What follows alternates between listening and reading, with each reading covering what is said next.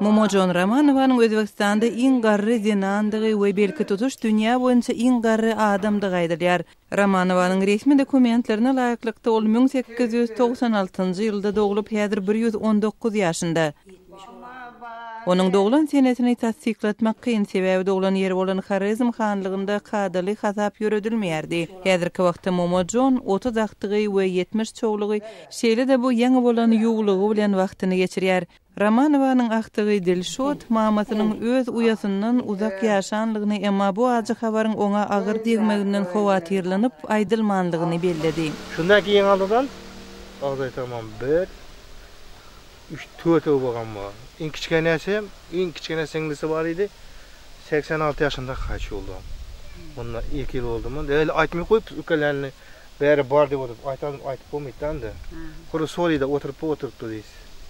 Bogan başga ýok.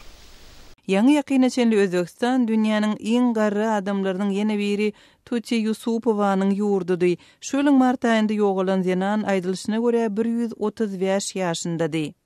Emma onun hem ýaşy henizem dawaly.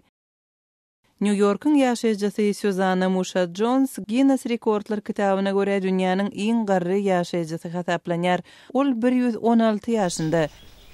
Eger Ramanowanyň ýaşy tasdiklansa, ol hem bir näçe asyryň gözli şaýady bolan dünýäniň seýrek şahsiýetleriniň biri hökmünde taryhy girer.